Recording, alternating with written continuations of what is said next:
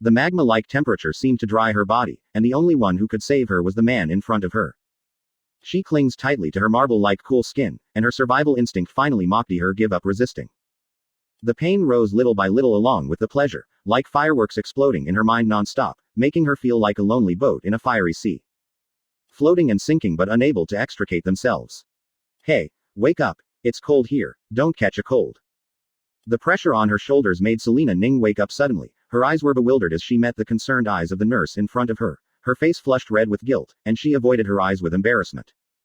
It's been a long time, and after she was drunk that night, the messy night she had with Roman still appeared in her dreams from time to time. Fortunately, she was so drunk that she had no memory of that night, otherwise she really didn't know how to face Roman. The nurse saw that she was awake, and handed her the list in her hand. You forgot to take your pregnancy test report. Dr. Zhang asked you to come back next week. Selena took the report, smiled sweetly, and carefully put the list into her bag. Roman was on an inspection tour abroad and is coming back today. Selena couldn't help but get nervous thinking about the meeting tonight.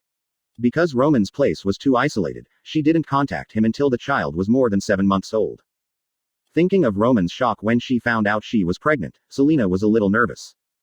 Is it because of the extra sensitivity during pregnancy? Selena always felt that Roman was not as happy as herself. The doctor comforted her and said that when a man has his first child, it is difficult to change his mentality for a while, and it is like this around the world. But there is no such thing as marriage, so she should take the initiative to speak up, right? Coming out of the hospital, the sun was shining brightly. Selena struggled to support her waist, and was about to flag down a taxi when suddenly a dazzling red trot rushed towards her. Selena was silent for a moment, and took several steps back. There was only a piercing sound of the accelerator, and the red trot passed by the corner of her clothes, before stopping abruptly. Selena was so frightened that her heart almost stopped beating. She barely stood still, and saw Susie Ning, who was shaking her curly hair and wearing a close-fitting red dress, got out of the car. Susie, are you crazy? Susie looked at her and smiled meaningfully. With her arms folded, she walked like having catwalks, swaying, and stood in front of Selena. Taking advantage of her high heels, she proudly looked down at the pot-bellied Selena. What? Are you afraid that I will kill the Ba-5 tard in your belly? Selena subconsciously protected her lower abdomen, took a step back, and looked at her warily. Susie, don't go too far. Even though she knew that Susie had always been against her, Selena never expected that she would say such vicious words. I'm going too far. I say you're going too far.